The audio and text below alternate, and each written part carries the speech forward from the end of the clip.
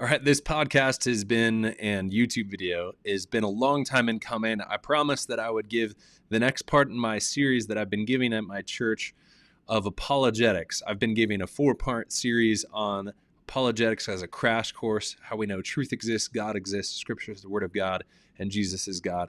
We've already done the how we know truth exists. Now we're going to get into how we know God exists. So let's get into it.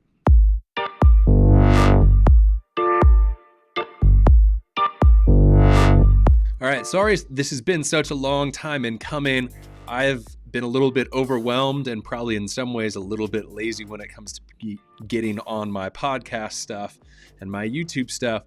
But I'm here now. I'm going to hopefully start doing this a lot more regularly over the summer and hopefully continue that on into the school year once things pick up again with ministry. But I wanted to jump back into this just very basic, bare bones introduction to apologetics, dealing with these 4 issues of how we know truth exists, God exists, Scripture is the Word of God, and Jesus is God. So this week, what we're getting into is how we know Jesus is God. I'm going to take about an hour to go through all of this information.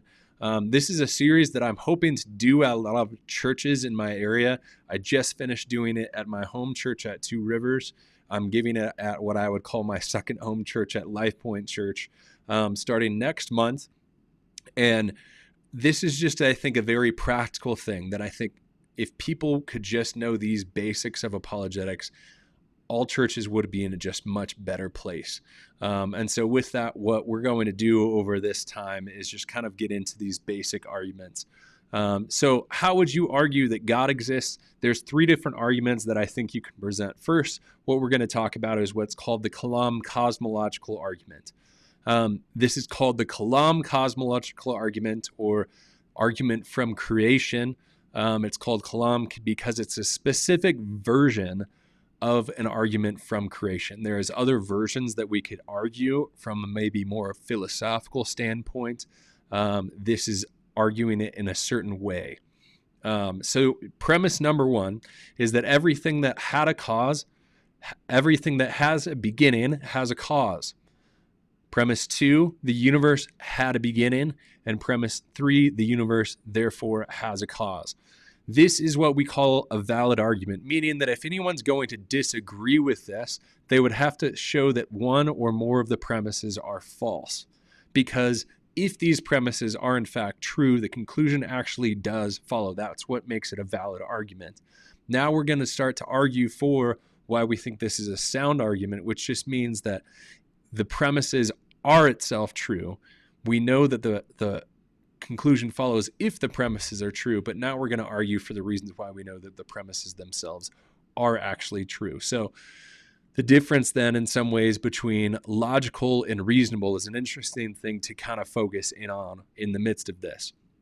Someone might try to argue for the existence of God from a purely logical standpoint, as we were talking about just before. As I was saying, if someone's going to disagree with this, because it's a valid argument, they would have to show that either premise 1 or premise 2 is false from a logical standpoint. Now, that's a lot for us to try to argue for, and I think there's reasons why I wouldn't actually argue that that's the case we want to make, because if at all someone can prove that one or more of those premises is false, then in the end, our argument just doesn't work at all. So instead, I would argue that we should argue not from a logical standpoint, but from a reasonable standpoint. A logical standpoint is going to be making the argument, if A, then B, A, therefore B. A reasonable argument is going to say, if A, then likely B, A, therefore B. So in some sense, I'm going to tone down this argument and others a little bit in order to make this something that's a little less verbose, a little bit less bold of a statement, but also a little bit easier to defend by not making it a logical argument. So by this, we're then saying that everything that had a beginning, therefore, has a cause. The universe has a beginning, therefore, it's likely or it's most reasonable to conclude that the universe has a cause. So premise number 1, everything had a beginning. That had a beginning had a cause. We have 3 other explanations that could be for this. Either you could have a cat that is uncaused, it has always existed. It could be caused, as our argument is making, or it could be self-caused. Now, if we evaluate these possibilities, we would first see an uncaused would say there's just no explanation for why that cat exists. It's just always been here. There's no way we could reason why it is here, why it exists. It just simply exists. So there's no reasonable explanation. There is no actual explanation for its existence. It's magic in a sense. The other view is that it's self-caused. But this doesn't make sense because then in a sense you're saying that the cat existed before it existed in order to bring itself to existence. It's kind of the idea of being your own grandpa or your own father. There's no way you could be your own father because you wouldn't have been there to begin with to create yourself. So that doesn't add up either. So it makes sense then to conclude, as we are arguing, that the cat has to have a cause. So then we need to argue for our second premise, because some would just say the universe has always been here, therefore it doesn't need a cause. But this is where we would bring in the Big Bang. Now, I know a lot of Christians might object to this move. They would say that they've been told, they've been raised in, whether you grew up at a Christian school, grew up at a Christian home, whatever else, the Big Bang somehow goes against Christianity because it's not saying that God created it. Excuse me. I would just simply say one simple thing. I just know who banged it. The universe banged into existence. I just knew who banged it, so to speak. We are saying that there has to be a reason for that bang to come into existence, and that reason itself is God. And so this still, I think, can fit in quite reasonably with the Christian worldview. So how do we argue for this? How do we argue for the Big Bang? One thing would be what we call the Second Law of Thermodynamics. This is the S in an acronym that we're going to create. The second law of thermodynamics is just saying that we are running out of usable energy. Therefore, the universe hasn't always existed. It's kind of like your gas tank.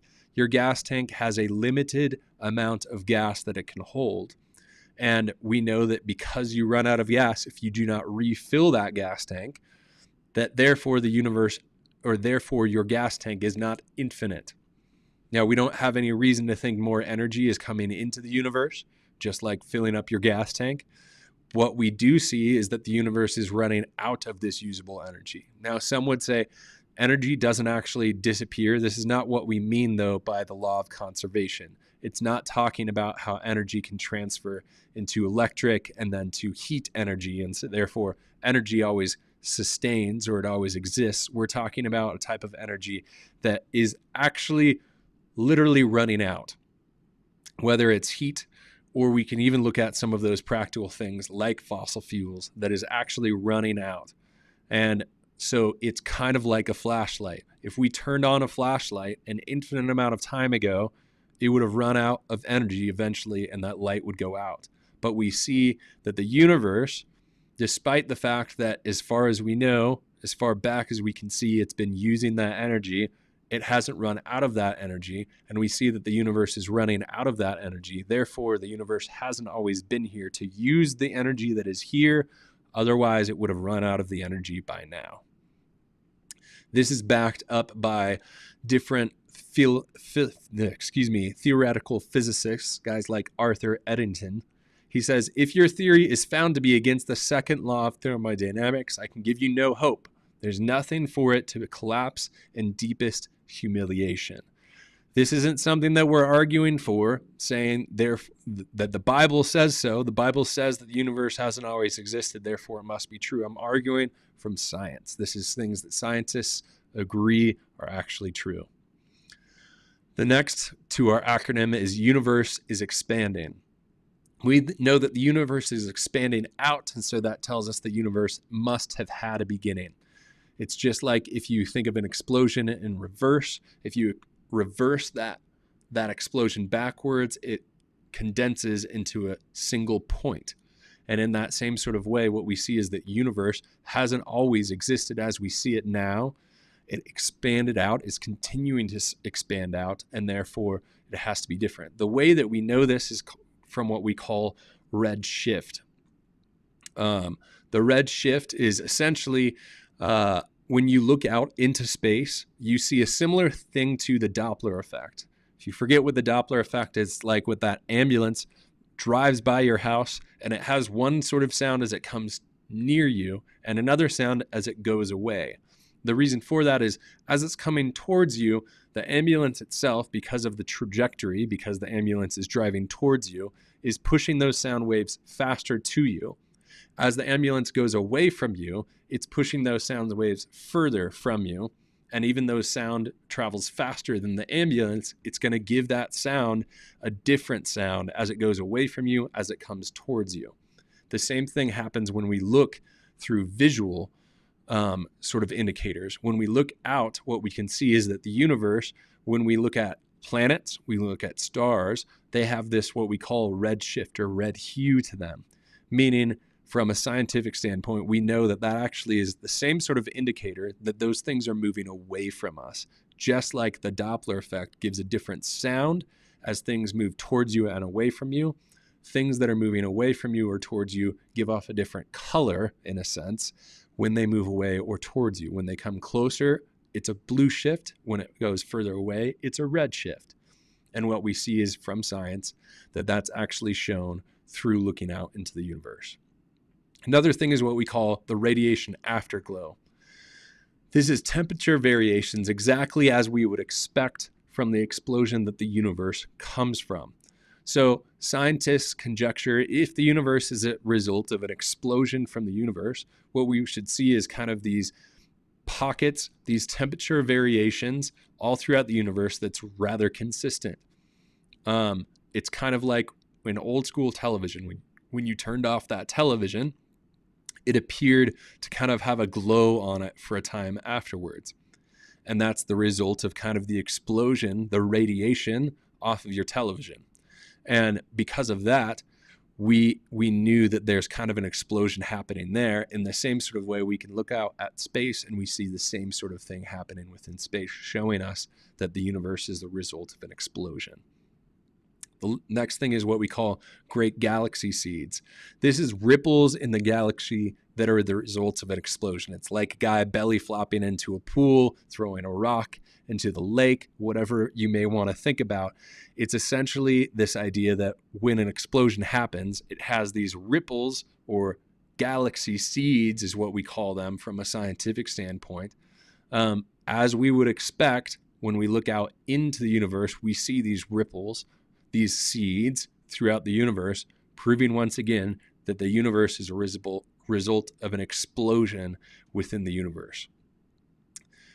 George Smoot, who was in charge of this Kobe space project that basically researched whether this was true or not, he had this to say: if you're religious, it's like looking at God. Essentially, he's saying that these ripples, these galaxy seeds, so clearly prove that the universe hasn't always existed, that it's the result of an explosion, aka the Big Bang, that so clearly shows that the universe had a beginning that it seems to prove that God must exist.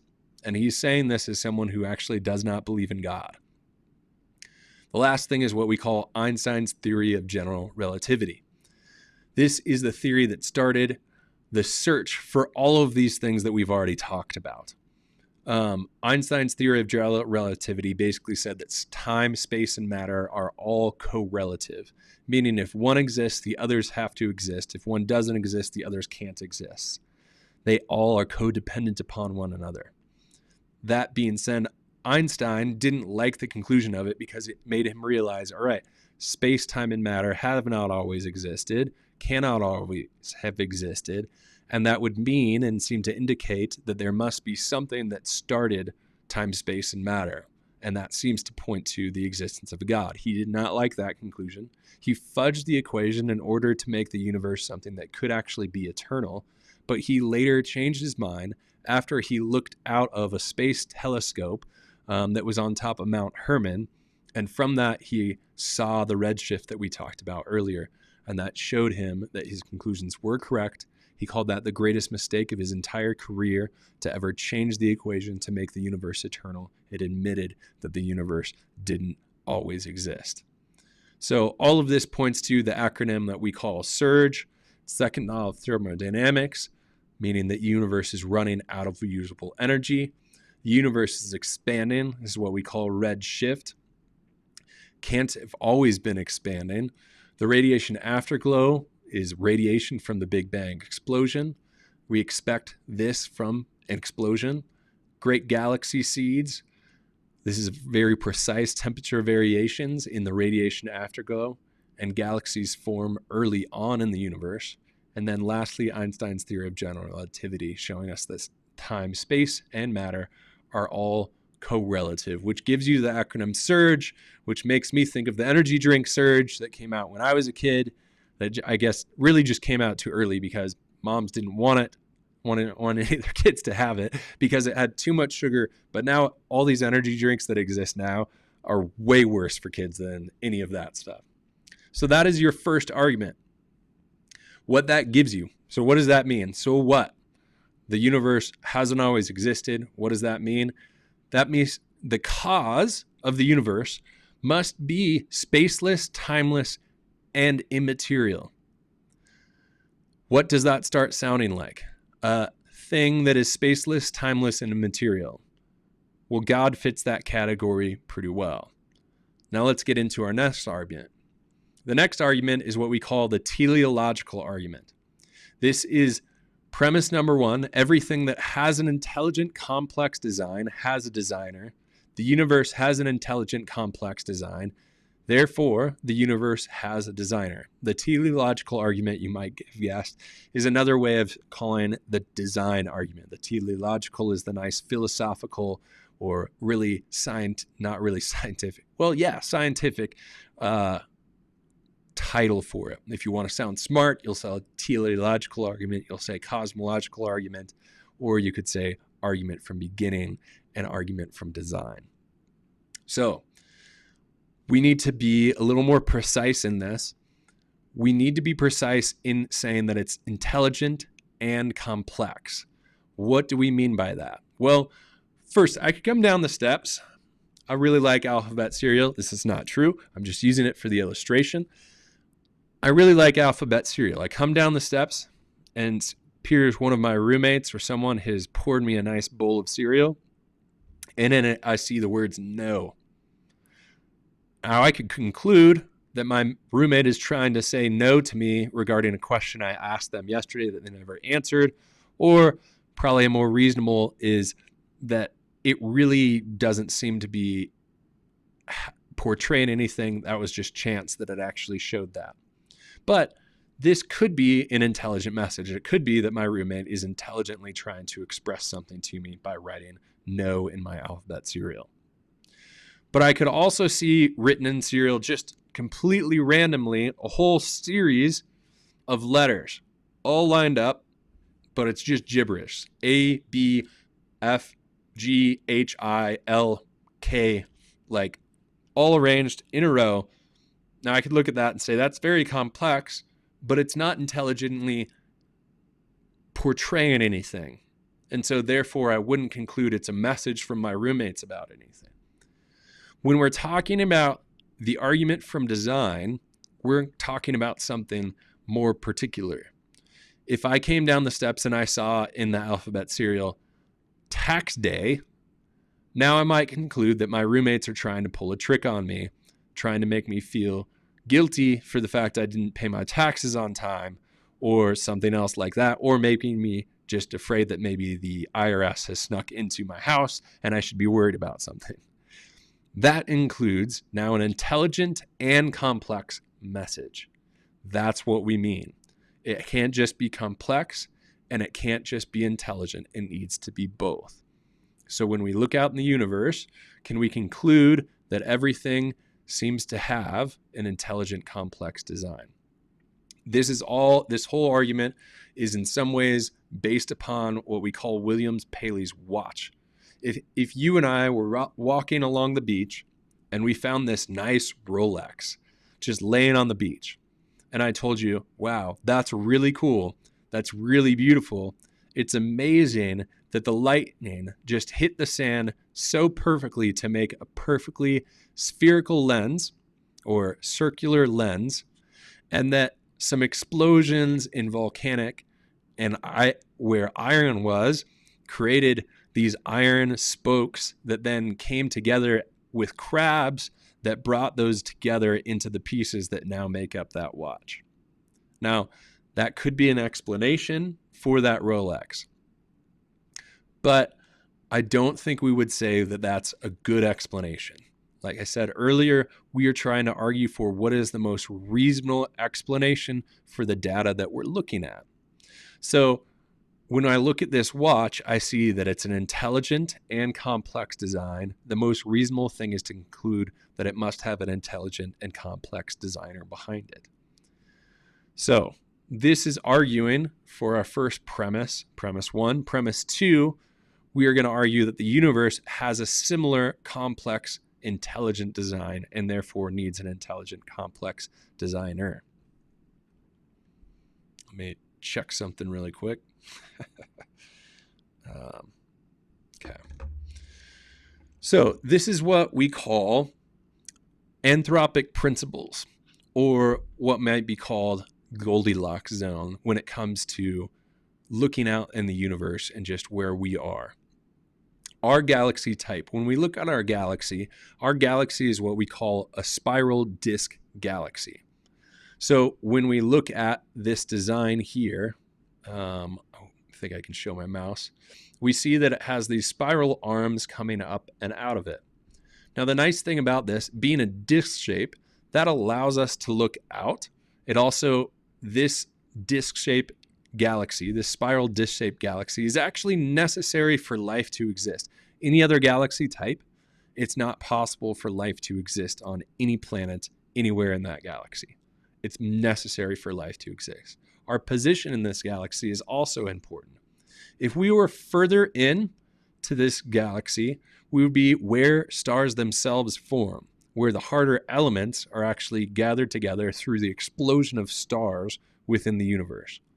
If we were in that area, there's no way we could ever exist. Life would just be impossible. Now, if we were further out, we would be so far away from where these stars are formed and explode to create those harder elements that we actually couldn't have planets. So we also couldn't live there. If we were even different with our parent star, that parent star is necessary. Its age, its distance from the sun are all necessary for life to exist. A different age of that star or a different type of our star would mean that it would have solar flares. Solar flares already exist on our star, but they're, believe it or not, so big that they're bigger than our planet. They're bigger than Earth. But most sun types, most star types, those solar flares are so big that even the distance that we are from the sun, it would consume and kill us. Also, the age of our star means that those solar flares aren't so crazy. We're kind of in a much more calmer age for our star, which means that it's going to be consistent in the life that it gives. It's not going to die anytime soon. That allows life to come about, but also not so young, you could say, that it has these solar flares that would actually consume and destroy us.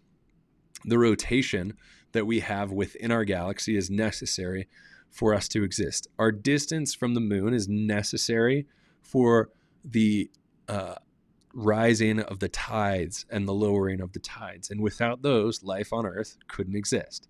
The size of the moon is necessary for that as well. The size of the moon and the distance of the moon also make it possible. This is where it gets even more interesting, because it's one thing to look at some of these things and say, all right, this allows life to just exist on our planet. But it's not just that. We haven't just drawn lucky enough in order for life to exist on our planet. We've drawn lucky enough for life to exist on our planet and for us to observe certain things that wouldn't be possible anywhere else.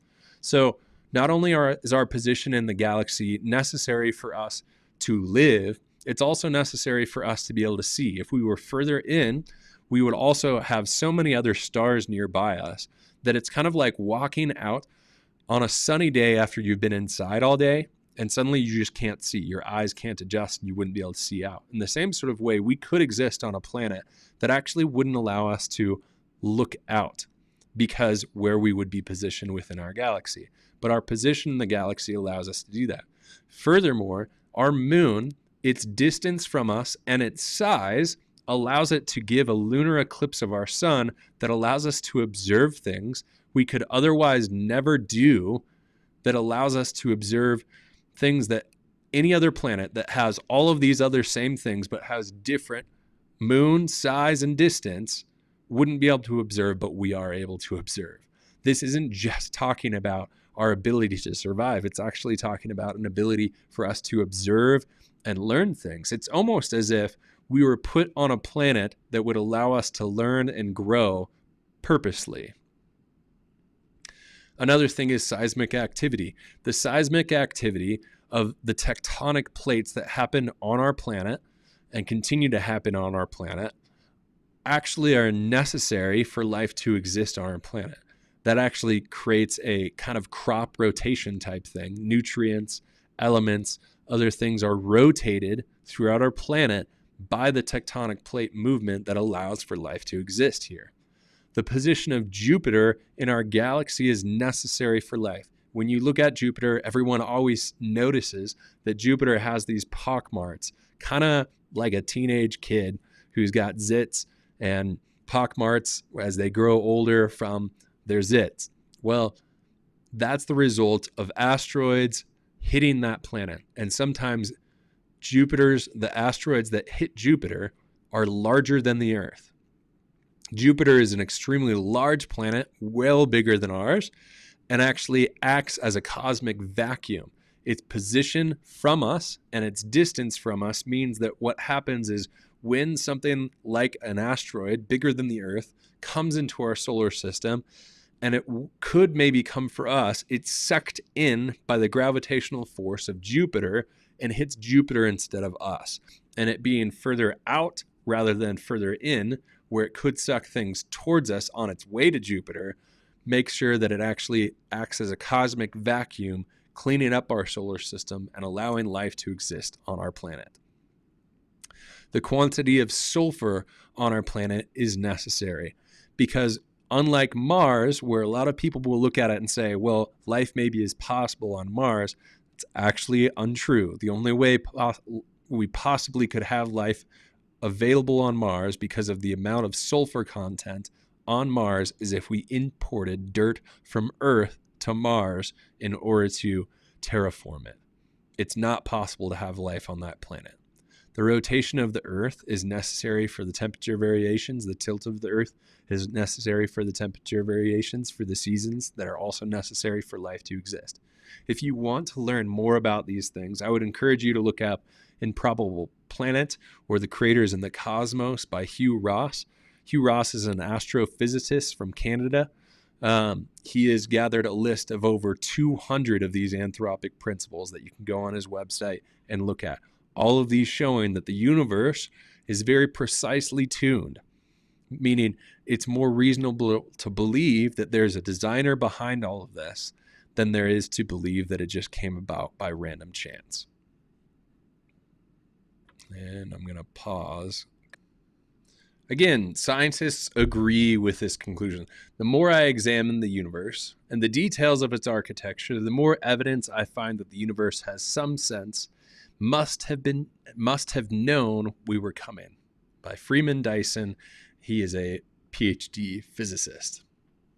Another one, for the scientists who have lived by his faith and the power of reason, the story ends like a bad dream. He has scaled the mountain of ignorance. He is about to conquer the highest peak. As he pulls himself up over the final rock, he is greeted by a band of theologians who have been sitting there for centuries. So here he's explaining that the scientists, he's thinking he's coming to all reason, and then here he is, and all the theologians have already beaten him there. Other arguments from design you might look at: irreducible complexity. This is what we call the bacterial flagellum.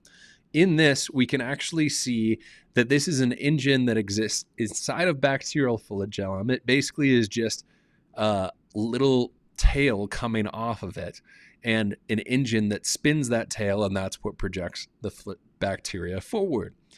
That's all the engine is. It's very basic. It's very simple. But if you were to take away one part of that engine, the whole engine wouldn't work and the bacteria couldn't get around, and therefore it wouldn't actually help it survive. Now, if evolution is true, then this all has to come about by random chance all at once. Because if all of this isn't there all at once, then the engine just doesn't work. It has no practical purpose, and the bacterial wouldn't be able to do its job, and it wouldn't survive. Other things that you can look at is DNA information, the information amount contained in the one-celled amoeba. Now, I don't want to sit here. Let me pause really quick.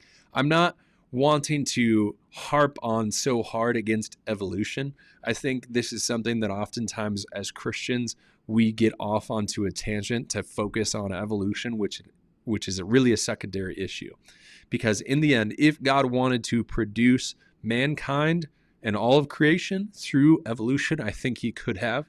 I think this ends up being practically a hard thing to ground biblically. I think it's hard to say that evolution could be true if the Bible is actually true. But I don't think it ends up being a primary issue, because in the end, I don't think we're going to end up in heaven and people are going to say, hey, I believed in evolution, and God's going to reject them because they believed in evolution. I think other things are more primary of believing that God created the universe, that if evolution happened, God used evolution. He's still the creator of the universe, that Jesus died for our sins. Those are first issues that are issues we should be willing to die on. Evolution is a secondary issue. And I think oftentimes the best thing that we can do, rather than focusing on evolution, is just to point out, I think God, if he wanted, could have done it this way, though I might have some science of why I don't think he actually did. Here's a couple of examples. DNA information contained in the one-celled amoeba that all of life is supposed to have come from is equal to 1,000 sets of Encyclopedia Britannica. You might be one of those people who doesn't remember having these encyclopedias. As a kid, when I had homework and I needed to do research, then you would pull out your encyclopedia, you'd pull out the letter that included the word that you wanted to research and learn more about, and you would read that article, the one article. It was Wikipedia on paper. And when you did a project, you would cut that piece, and that the pictures that Encyclopedia Britannica had, and you'd put that on your poster board and get yelled at by your mother later, because that meant that you also cut out the article behind it, and no one could ever read either article ever again. But that's neither here nor there. All of that to be said, the amount of information contained in one-celled amoeba that all of life is supposed to have spurred from is equal to 1,000 sets of Encyclopedia Britannica. I don't think it's reasonable to conclude that came about by random chance. I think it's reasonable to believe that came about by an intelligent creator. The precision of the Big Bang itself. Things like the expansion rate of the universe that continues to expand today, if that was altered too much lower, then the expansion wouldn't happen and we wouldn't be here. If it was too high, then everything would expand out too quickly and things wouldn't be able to form and we wouldn't be here. Those sort of things with the expansion rate of the universe, or the Big Bang itself and other elements, are so precise to give us reasons, both through the cause of the universe itself and through the preciseness of the cause for the universe itself in the Big Bang, to believe that the universe must have come about by a designer. So, what about the multiverse? In the midst of all of this, people might look at it and say, well, what if there's been other universes before this? Now, we're not getting into a whole Spider-Man thing in the midst of this. This is interesting to look at for one reason, in that atheists never really turned to this theory until we started seeing all the science that backs up what we've already talked about so far. Until that point, scientists just concluded that the universe has always existed. But when the science started to prove otherwise, and that the universe is too well designed, then they started to postulate, well, maybe there's tons of other universes out there, and we just happen to exist in the one that's very well precisely designed, that also has a cause behind it. This doesn't account for a couple of things. Space-time theorems, aka space-time and matter, are codependent. This doesn't explain that. Because now space-time and matter can somehow exist and not exist in the same time. The universe really would be all of the universes. would all have to come about at the same time, in a sense there. And this also explains too much. This is what I mean by that. When you say that ultimately the universe we are in now just could be one of thousands, millions, possibly even more of universes that already exist now, you've explained too much to use that to then explain away why our universe seems to have design. These other ones don't have the same amount of design. We just happen to be in the one that has more design. Well, I can use that same explanation to explain way more and more unbelievable things. And this is already starting to stretch the line of being a more reasonable explanation of the information to begin with. So what I mean by that is, well, it could exist that in another universe, exists this tree, and this tree has bark or has leaves, and these leaves happen to be 8.5 by 11, and they happen to be almost the exact same consistency as the paper that you and I do our homework on. And that these leaves, they shed off in different seasons and often fall onto this grass. And this grass actually emits an ink-like substance that is almost exactly identical to the ink that exists in your printer. And there happened to be once that in this universe that had all of these elements, these trees and grass, so many pieces of paper came off to write precisely the origin of species, Darwin's book explaining the evolutionary process. Word for word, the exact same. Because in an infinite amount of universes, there could be many universes that actually have these plants that do this sort of thing. And many, many times that these leaves came off and landed on that grass until eventually it created the exact same ink shapes as the entire book of the origin of species. And then this frog-like creature came up that actually has metal within it, that when it bites something, it's like staples, and it stapled that all together to make exactly the origin of a species book, printed and stapled together. It's possible. If there's a multiverse of multiverse, that's possible. I can give now an explanation of how that came about in the multiverse. It explains too much. Design is seen in all sizes, and scales ends up being another problem. If you're going to say that there's other universes, now you just need to give an explanation for how these other universes have precise design. Because again, it's not just a matter of, well, other universes popped into existence. That creates a lot of problems of there's very precise design for a universe to exist in any form whatsoever. And so now you have to explain what's causing that. In a sense, you've only multiplied the problem, because now instead of having just one universe that has a lot of precise design that you have to explain, even the universes that have less design but still have a lot because they have to in order to exist at all, you have to give an explanation for. So now you have more to give an explanation for. All of these models for a multiverse have been tested scientifically, and they've been found wanting. You and I cannot discover another universe while we're looking at the universe we are in. It's impossible.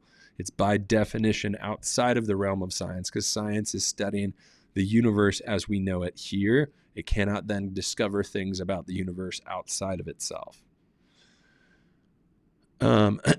So, for an unconscious, impersonal, unintelligent, unknowable to create something that is all of this violates the laws of cause and effect. A cause cannot be greater than, or must be greater than, the effect that it's bringing. The last argument that we're going to talk about is what we call the moral argument. This is very precise in the way that we explain this. So listen carefully.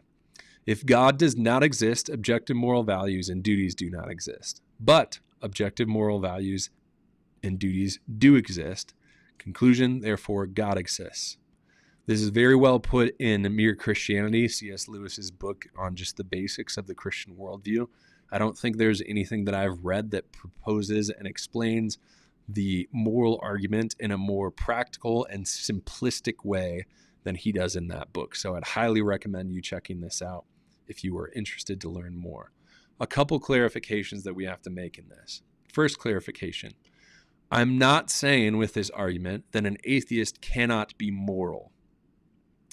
But what I am saying is that an atheist cannot ground morality without a belief in God. It's kind of like someone might be able to build a building really well, but unless they build it on a good foundation, the building will fall apart. It kind of sounds a little familiar, like an illustration I've heard someone use in the past about building a house on the sand. So that's what we're getting at. A second clarification is that we are not saying there is one moral virtue that must be done every single time. Now, somebody might look at it and say, what you're saying, if you're saying there is objective moral values, is that there is always, you should always do one moral thing. Lying is always wrong, so in any and every circumstance, you should not lie. That is not what we're saying. What we are saying is, just like in chess, a good chess player knows that, in general, it is a bad move to lose your queen. That's generally a good rule, a good, we wouldn't say moral rule, but a good strategic rule within chess. But there are situations where actually giving up your queen might allow you to put your opponent in checkmate, and so it's a better move. So objectively in those situations, there's an objective right move to make. And just like in chess, there might be a bunch of different moves that you could make that would all be good moves. And there might be a lot of moves that you could make that would be bad moves. Morality does have a scale in some sense. When I'm looking at whether I could go to the grocery store at a King Soopers or a Safeway or go and shoot someone, well, there's two good options there and there's one bad option there. Or I could add more to the scale by saying go and punch someone. Well, those would be two bad moral options and two good moral options. Third clarification is we are not saying that there is agreement on what these moral issues are. Okay? Objective morality would exist despite there being disagreement on what those things are. There's disagreement oftentimes on whether the earth is flat or round. Even to this day, people might want to argue for that. But that doesn't mean now that because we have people that disagree on whether the earth is flat or round, that for some people the earth is actually flat. That's not true. So, once again, if God exists, objective moral values and duties do not exist. Objective moral values and duties do exist. So your conclusion is that God does exist. Let's talk about premise 2. Objective moral values and duties do exist. To argue against this premise, one would have to deny that objective morality exists. In other words, you would have to argue for what we call moral relativity. This ends up having a bunch of problems when we start looking at what moral relativism is. Defined, moral relativism is the belief that morals are a result of the culture, and because of this, are relative to the culture one is in. So where do morals come from? Evolution could be an example. We have decided that killing others is bad because it hurts the survival of the human beings as a species. That's where it could come from. Our evidence someone might give for moral relativism is that cultures seem to have clear differences on how they define right and wrong. Therefore, morals are relative to cultures. Here's the problem with this.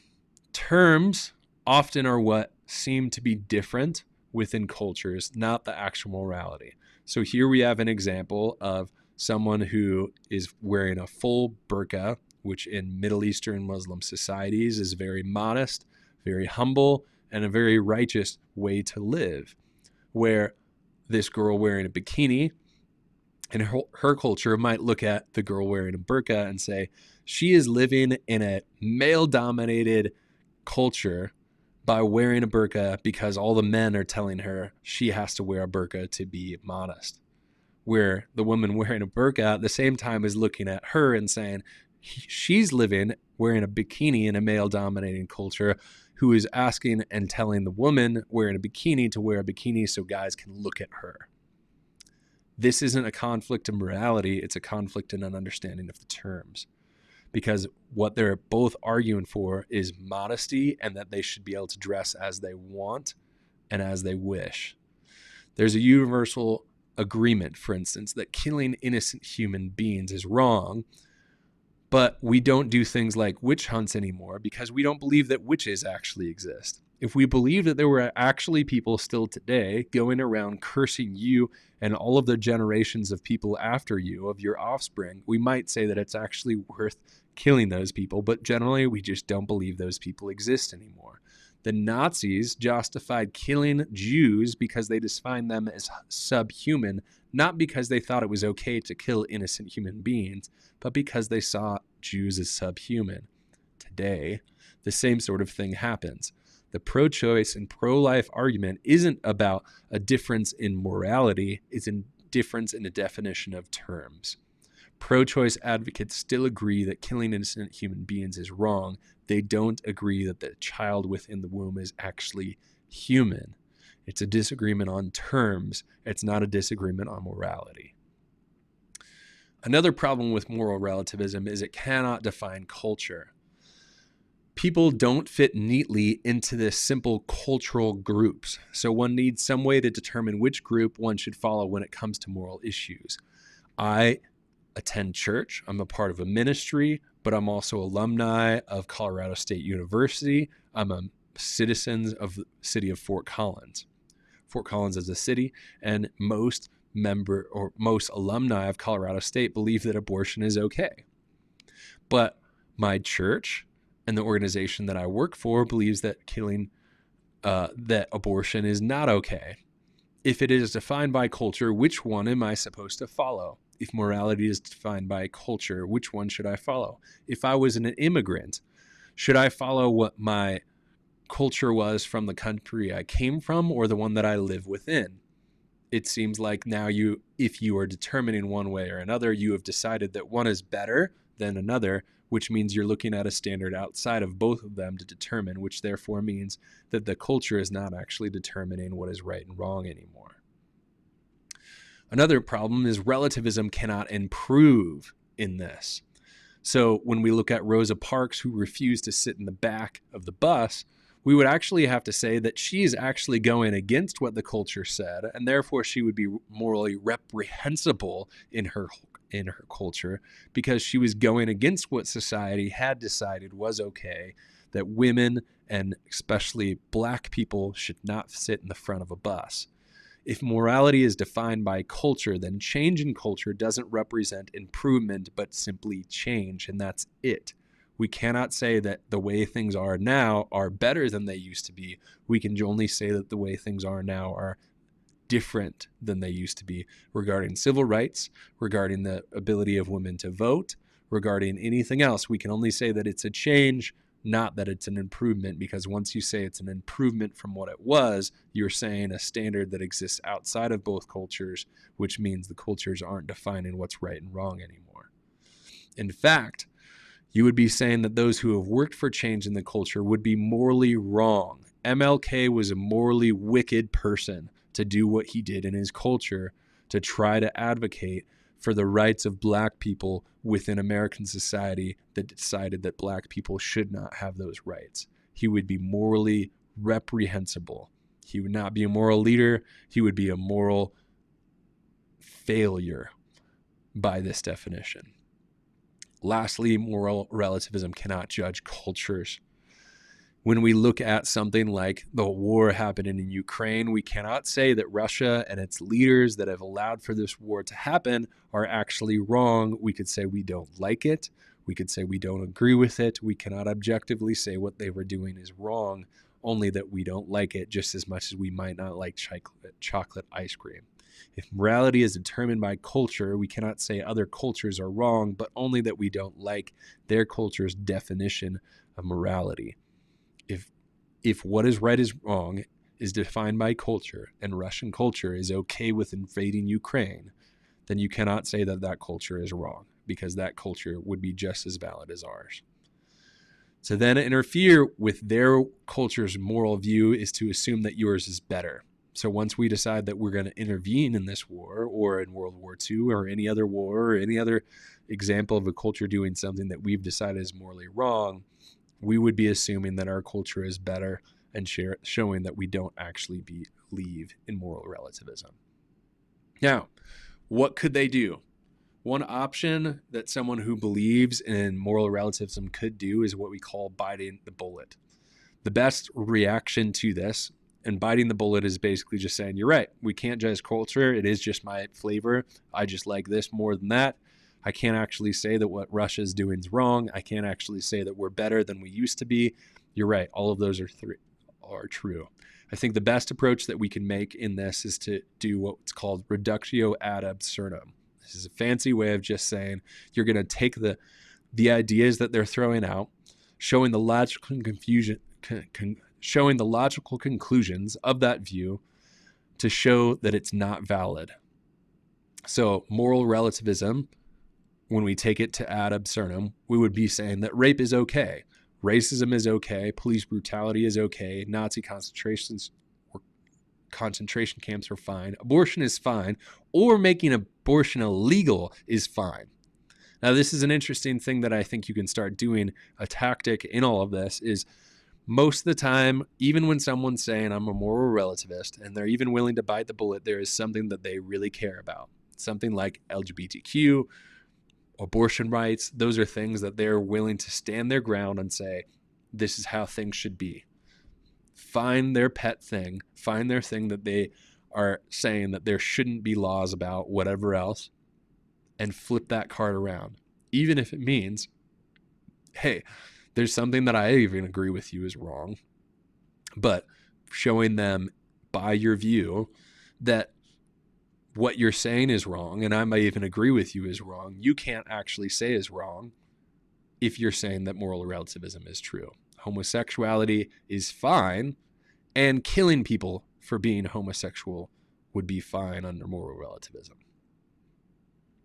So, last time, kind of repeating it. If God does not exist, objective moral values and duties do not exist. Premise 2, objective moral values and duties do exist. Conclusion, God exists. So, the other way you could go about this is to deny God as the source of, God is not the source of objective morality.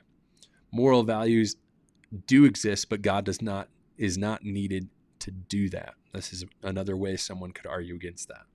We must care about well-being. Here's the problem.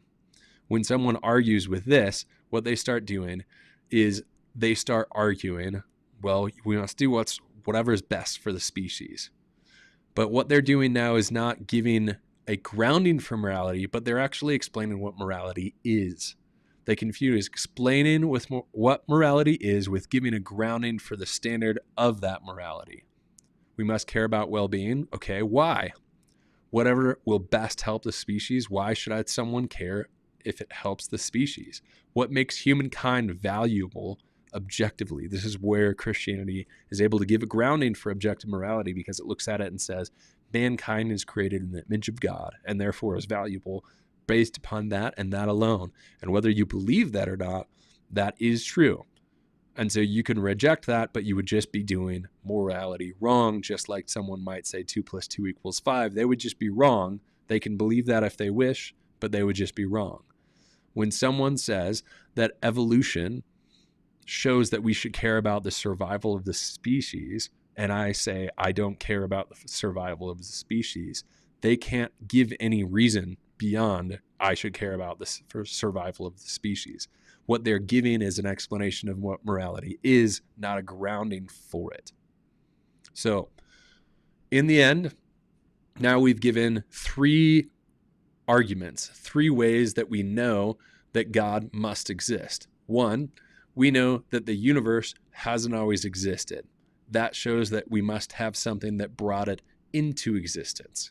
Secondly, we know that the universe has a very precise design, and things within it have a very precise design that are not well reasonably explained by evolution or other means. Lastly, we would look at morality that shows us that objective morality exists, and the best explanation for all of that is that God exists. This is the most reasonable conclusion. Someone might be able to give you another explanation for these things, but I don't think they're going to be as reasonable. In the end, that tells us that the cause of the universe, the being or thing that created the universe, must be spaceless, timeless, and immaterial, must be intelligent because it creates something that has a very precise design, and must be personal because it cares about morality. Now, I don't know about you, but that sounds just a lot like God. Hey, thanks for watching this all the way through. I hope you enjoyed it. Check out my blog, beardeddisciple.com. You can find more of my podcasts, YouTube videos, and even blogs. I have some content that I haven't put into forums like that if you want to check out more of my stuff. You can also download most of my PowerPoints are right on my website, and there's also a tab there if you want to support this ministry, really allow me to produce more content. Thanks a lot.